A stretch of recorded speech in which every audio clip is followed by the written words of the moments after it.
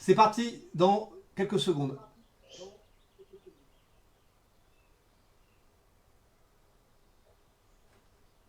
C'est parti. Quelle tension. Chers amis, on vous souhaite la bienvenue aujourd'hui pour ce nouvel épisode de Bordeaux Food en confinement devant des messages cachés.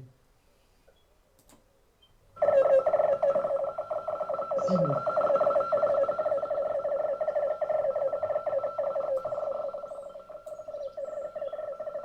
Il y aura deux messages cachés aujourd'hui. Le premier, la marée, je répète, la marée est basse. Le bar est vide, je répète, le bar a été vidé. Nous sommes à la recherche, qu'elle soit vin, alcool ou spiritueux. Merci de me contacter. Ceci a été les deux messages cachés, une réaction Vincent.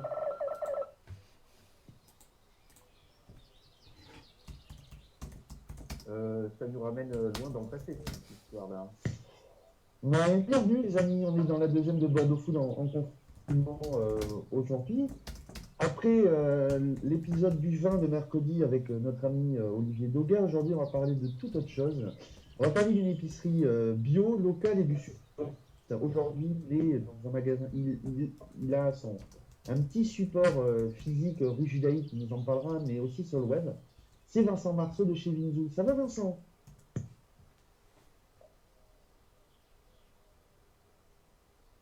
Salut Thomas, bonjour Eric, merci beaucoup de m'accueillir. Ben oui, ça va être parfait, c'est bien. Merci à toi d'être venu dans cet épisode numéro 2. Je rappelle que c'est gentiment hébergé par la Couveuse à Film et Chicken Chico. Donc on espère pardon, vous le proposer dans les mois à venir.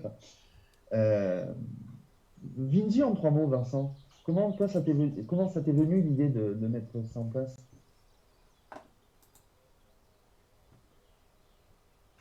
Vintou, en fin de compte, je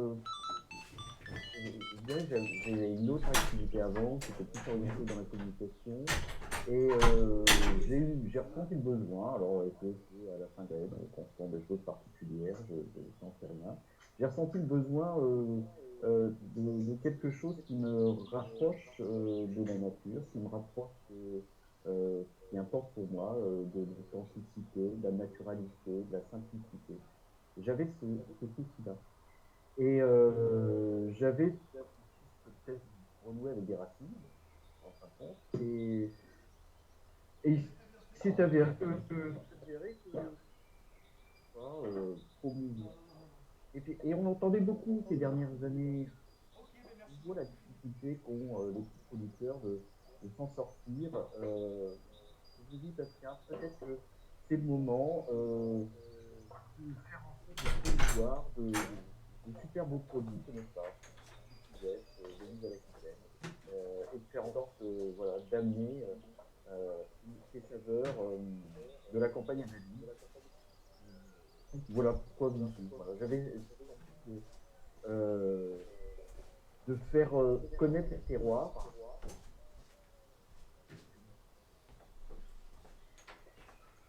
Nous, on se connaît depuis 2 ans. On s'était rencontrés au Bordeaux Sobo de 2018, si je ne me trompe pas.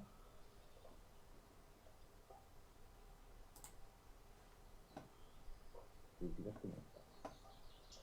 Et on s'était connus, tu étais avec ton petit stand, tu montrais déjà les premiers produits. Et pour un petit peu expliquer à nos amis auditeurs qui regardent et qui écoutent, on salue notre ami Guy Charnot qui est sur le. Vous pouvez retrouver donc ces directs un petit peu sur la page de Bordeaux Food et qui répondait aux messages codés, qui disait pas de problème. Les Bordelais Bretons ont entendu le basque. Donc vous pouvez poser vos questions aussi à Vincent pour ses produits et tout ça.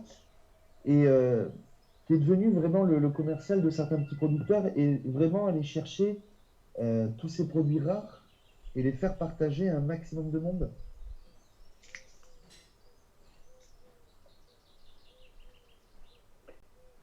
Mais en fin de compte, c'est exactement ça. Et il s'est avéré que quand on s'est rencontrés la première fois dans notre mood, c'était le premier jour de meeting, en fin de compte. Et entre ce premier jour et maintenant, en fin de compte, qu'est-ce qui s'est passé? J'avais démarré avec de producteurs, de tout petits, une productrice de noix, d'huile de noix qui était dans Sarladé. J'avais démarré avec des premiers producteurs d'algues sur l'île de Ré, qui sont à l'île Tanguy, qui sont à Arcenré. J'avais démarré avec des petits producteurs de sel. J'avais démarré, voilà, de manière assez prudentielle.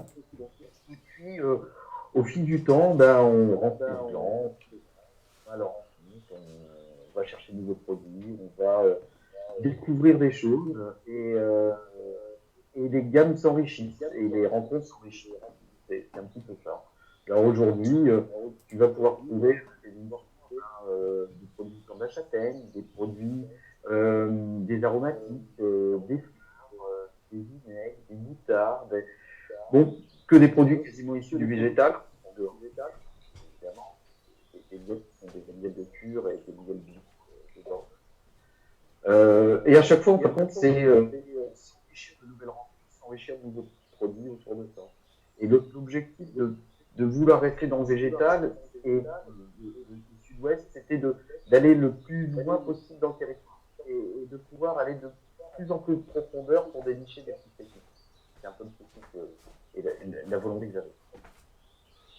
Alors, on va un petit peu resituer. Donc, tu pars, par exemple, les champignons de Mailly à Égletons. On file du côté de Saint-Martin-de-Seignance avec Lucille et Thomas pour les sirops et vinaigres aromatiques. Tu proposes, tu as des produits à base de miel de cure. C'est Jean-Marie Assalboff, le kombucha de Lucie et Lydie, les légumes, donc c'est Julie, du côté de Vinable, les pickles de Catherine. Tu as mis beaucoup de temps pour faire ce sourcing-là. C'est les jarres crues pour Lucille, pour préciser.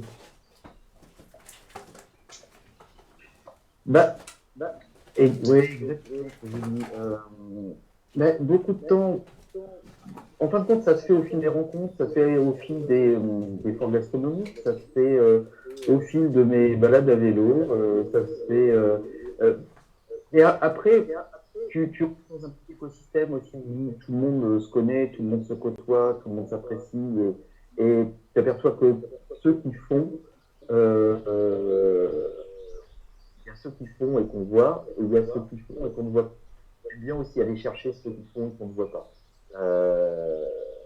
Mais les deux sont indispensables. Quand on s'était eu la dernière fois, parce que on me connaît depuis quelques temps, donc moi je suis tes aventures, tu avais fait rentrer il y a peu de temps de nouveaux produits. Et on va s'arrêter sur ça quelques instants pour nos amis qui regardent sur les réseaux sociaux, sur Facebook. Tu avais récemment fait rentrer du sirop de basilic sacré, du vinaigre d'ortie et des herbes citronnées, du bouillon à boire à cuisiner, citron confit, gingembre net, de la moutarde tandoori citron, du népita, des fleurs de soja ananas. La question pour un gourmand très gourmand te posera, c'est comment tu pars les trouver ces produits, parce que c'est extrêmement rare de proposer ça à un restaurant ou même à du grand public.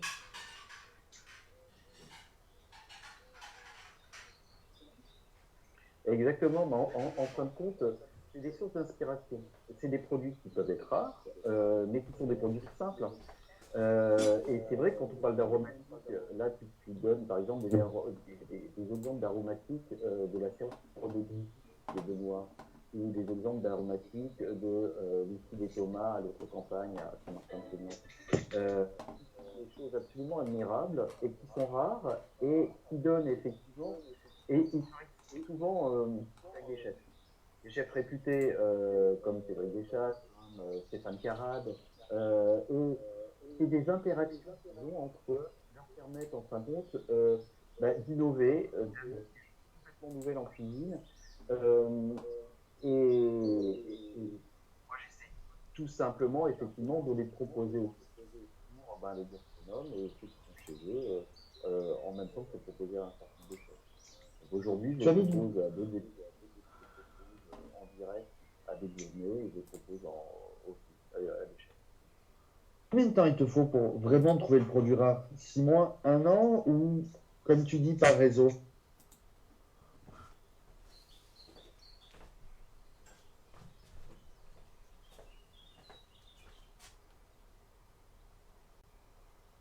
c'est très variable. En fin de compte, en fin de compte, au fur et à mesure des connaissances, tu t'aperçois que les gens qui à toi qui ont dit, non, bah tiens, tu pourras aller voir un tel, qui a ce type de produit, qui peut être intéressé. Quand tes producteurs te contactent, ça c'est très variable. C'est pas forcément très long. C'est Non, pas forcément ça très peut long. être quoi? Ça peut être 1 mois, 2 mois, 3 mois de recherche. Qu'est-ce qui toi te permet de te différencier de, dans ce marché aujourd'hui qui est très éclectique? Toi, peut-être déjà toi et l'histoire que tu leur amènes? Bah, mais je sais pas, en tout cas, la différenciation que j'ai, c'est quoi? C'est la rencontre et c'est la volonté de promouvoir le travail qu'ils font, le travail admirable qu'ils font, et c'est d'être le plus possible porte-parole de ces petits producteurs, et faire en sorte que par la découverte, par la dégustation, on peut plus faire déguster en ce moment. Donc quand on peut plus faire déguster, on peut plus faire découvrir ces bons produits. Mais bon, euh, euh, c'est par justement le fait de passer ces saveurs du producteur au consommateur et faire découvrir les choses. Je pense que c'est effectivement la spécificité qu'on a ici, c'est de faire découvrir des produits un petit peu rares, un petit peu originaux, d'avoir cet effet wow, c'est incroyable ce que vous me faites goûter, c'est super. Et là, je trouve que quand on fait ça, on a fait le boulot. Quand les gens, on leur a fait découvrir un sirop de figuier ou une gelée de une feuille de géranium muscade. Euh, et quand les gens ont perçu ce goût, ah, c'est superbe, avec ça, je pourrais faire ça. Euh, et du coup, ah oui, là, en fait, compte, ça amène quelque chose. Ça amène la vraie valeur, elle est là. Elle est dans le partage de connaissances, le partage de goût, le partage de, de science, de science de tout producteur. Enfin, moi, je suis admiratif de tout ça. Quand je vois Lucie de Thomas à cette campagne faire leurs infusions d'aromatiques, leur sirop, leur vinaigre, c'est juste magnifique, quoi. Comment tu es perçu par les restaurants? Là, on va parler de Bordeaux principalement, parce qu'on est chez Bordeaux Food, qui est aussi en confinement. Dans combien de restaurants on peut trouver tes produits qui seront recuisinés par les chefs? Et comment eux te perçoivent? Un peu comme le professeur Tournesol?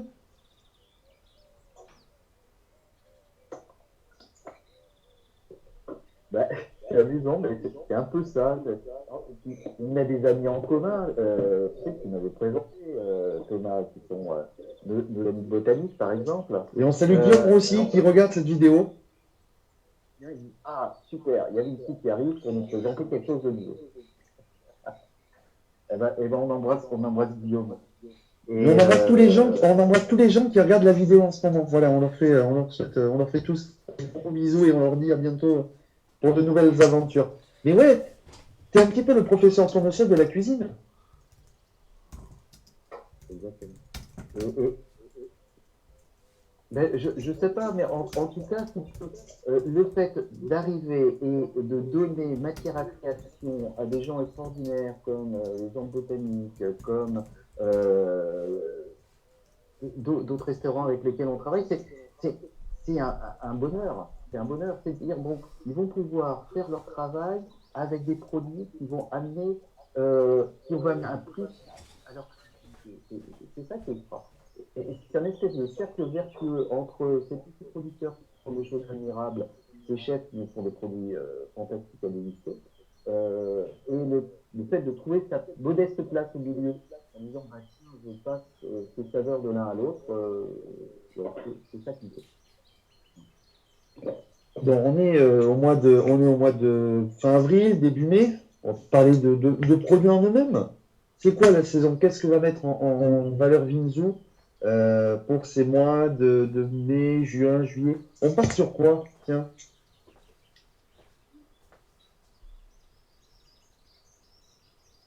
Non, par quoi là, pour l'instant, les producteurs travaillent juste, ils sont en pleine plantation, ils sont sur les premières récoltes.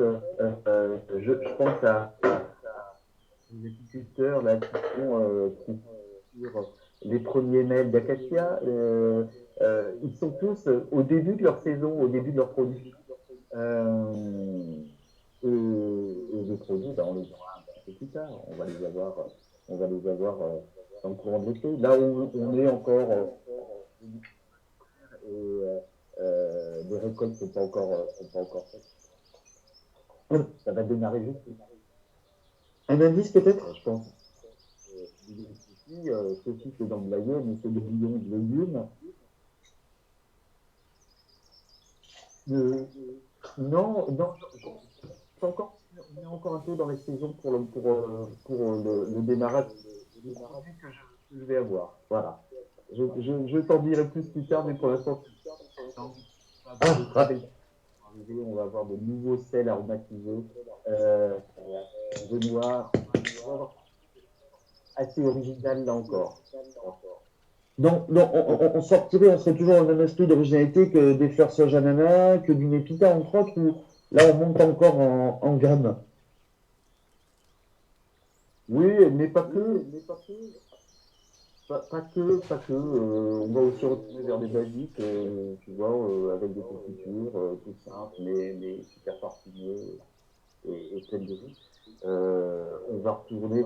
Là, tu vois, je viens d'énumérer des gens qui travaillent très bien, qui sont des gens comme Richard, qui font des beurres de fricot, c'est absolument magnifique. Alors, c'est pas une découverte pour beaucoup d'entre vous qui les connaissent, c'est un produit splendide. Voilà, donc mon souci, c'est la gramme de produits avec pas énorme. Et il y a peut-être beaucoup de produits qu'on aimerait faire, mais on n'a pas d'idée encore. Là, tu vois, on va faire rentrer des petites structures qui sont super, des trappeurs préservation, c'est très beau, c'est des petits pour l'apéritif qu'on met avec, par exemple, des tartines, des tartinades comme des tostades, des tempera ou comme les vénus. Il y a des produits très beaux à rentrer encore.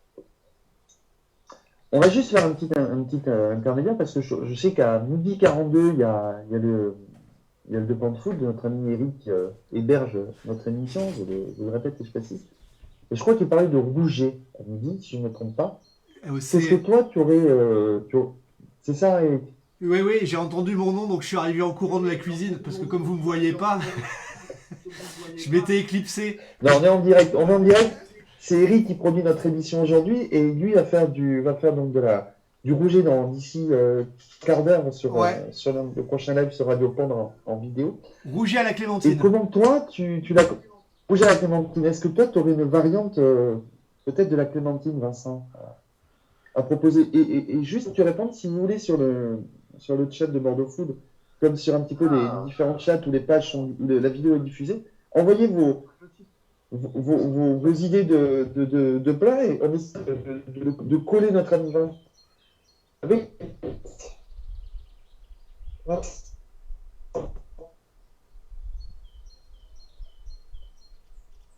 Non, mais tu ne me colleras pas parce que moi, je ne suis qu'un passeur de saveurs. C'est pas moi qui crée, je ne suis pas cuisinier. Mais par contre, j'aime bien pouvoir en parler. Ce sont les cuisiniers qui nous donnent des idées, qui nous donnent des recettes. Et donnez-nous vos recettes et parce que là encore, effectivement, de ces produits et d'utilisation de ces produits à nos gourmets. Et eux qui sont capables de passer ces messages et ces saveurs. On te trouve sur Internet donc depuis 2 ans, mais depuis quelques mois, tu t'es allié avec Lucille de Mama Kombucha et vous avez ouvert une première boutique physique, plutôt un partage, rue Judaïque. Comment l'idée en elle-même est...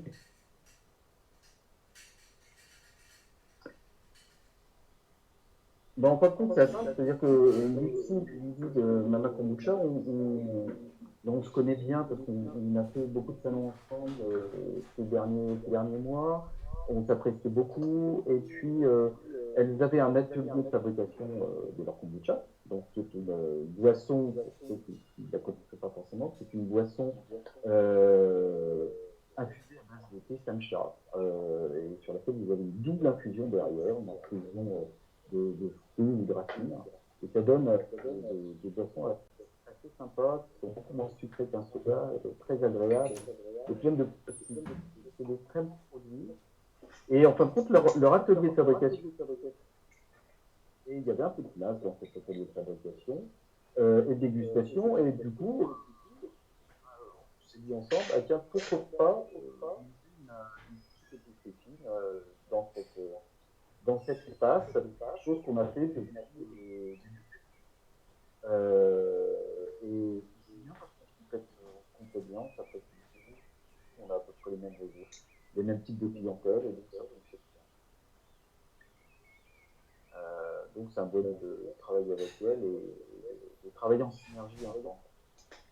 Et toi, ça t'a amené un petit plus aujourd'hui de te retrouver en boutique physique, ça te permet de diversifier tes ventes?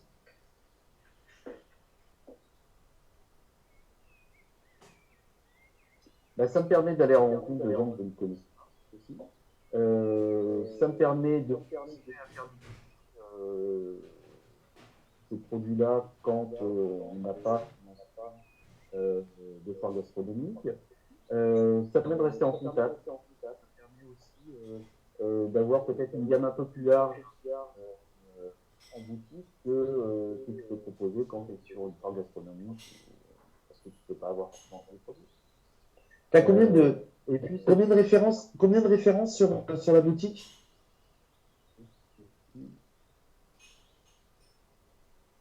Pardon? 80, C'est un petit peu plus. Et sur ton site, c'est la même, les mêmes proportions ou t'en as un peu plus en magasin que sur le site? exactement. Non, tout ce que j'ai sur le site, j'ai en magasin. Question qui te date au bout de 2 ans de 2 ans d'existence. Si tu fais un premier bilan aujourd'hui, ce serait quoi?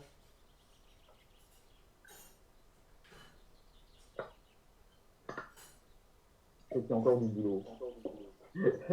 C'est que moi, je rêverais d'avoir une référence. Je rêverais d'avoir 200 producteurs. Je rêverais de faire découvrir énormément de produits qui restent encore cachés dans nos territoires. Et puis voilà, mais c'est tellement riche, c'est tellement vaste, c'est tellement magnifique en termes de saveurs, de senteurs, de rencontres. Ouais, c'est un bonheur. Donc, je crois que ça s'arrête. Et avec une météo un petit peu nuageuse et ensoleillée, un bon thé peut-être de chez Vinzou, peut-être remonter, ou peut-être du miel de propolis par exemple, pour remonter le moral hein, ces dernières semaines de confinement. Miel de propolis, c'était bien un miel. Non, alors pour te remonter le moral, tu peux avoir par exemple, tiens, t'as des trucs qui remontent bien le moral en ce moment, du beurre de cacahuète. Ça remonte bien le moral, là, tu fais une petite partie de ça, c'est bon. En ce moment, moi, je me régale avec un là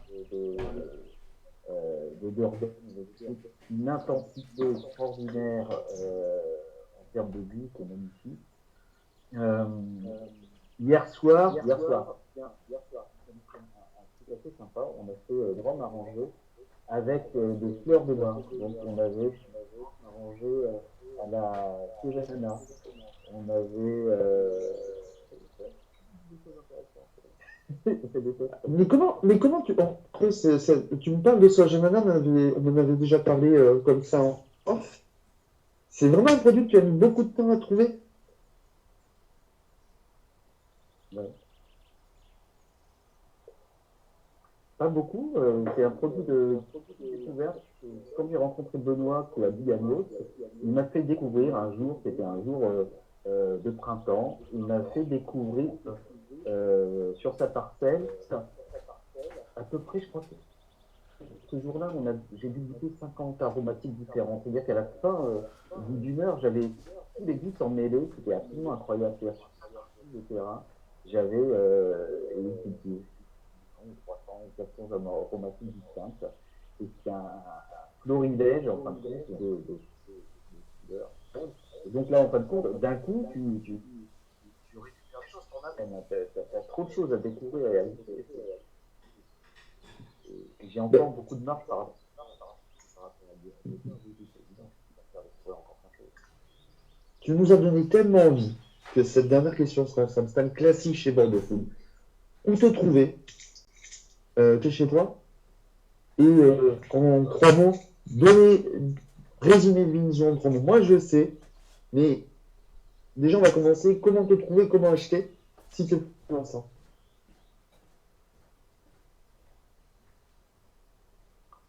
Bon, alors, trouver, pour l'instant, le plus simple, c'est sur le site internet.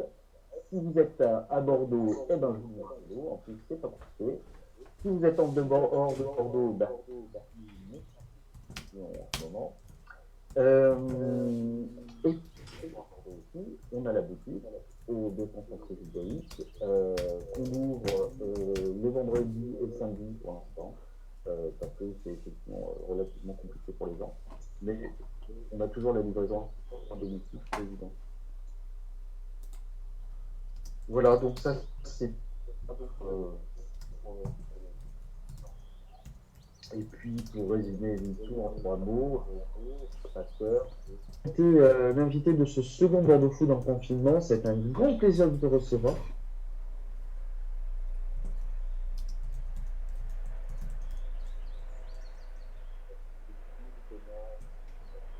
Merci beaucoup, Thomas. C'est un plaisir. Si vous venez, si vous souhaitez venir participer à ce Bordeaux Food en confinement dans les prochains jours, les prochaines semaines, vous envoyez un petit message. Ce sera un grand plaisir. L'émission est le mercredi et le vendredi à 11h32, très précisément, sur Radio Pondre. Que je vous remercie de nous héberger. Bah, écoutez, nous, c'est la fin. Merci à tout le monde. Merci à Eric. Je rends la main à Eric à Cognac G. Voilà. Et pour sa recette de midi 42, je crois que c'est rouge à la clémentine. C'est rouget aux clémentines. J'ai noté mandarine là, mais c'est clémentine, je crois. Mais et est-ce que tiens, blague à part, est-ce qu'avec de la fleur de sauge ananas, ça peut passer? Vincent.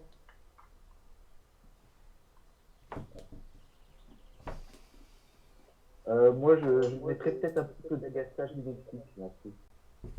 Ah, on n'a pas parlé de du Mexique, c'est ballot, on a oublié, tu vois, c'est. Alors, ballot. J'en ai pas avec moi. Merci. Vas-y, Eric. Je tenais à préciser que les problèmes que vous avez de diffusion parfois ne sont dus ni à notre partenaire Classilio qui nous permet le partage de vidéos, ni à la technique de la couveuse à film, mais c'est pour ça que ça s'appelle Radio Pondre aussi, c'est qu'on est bien revenu aux temps inauguraux de l'épopée radiophonique, puisque tous les flux sont obligés de passer par mon lieu de confinement au fin fond de la Haute-Lande. Et je suis avec une vieille connexion ADSL qui fonctionne à l'énergie de la pédale, je pense. Et on est en pleine fracture numérique ici. Je suis au fond de la fracture numérique. Bon.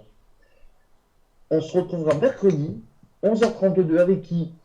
Surprise et mystère pour la 2e semaine d'émission. Merci à tous. Merci Vincent. À bientôt. Et Eric, je te rends l'antenne à Cognac G. Bonne journée et à bientôt. Merci Vincent, merci Thomas, à bientôt. Merci.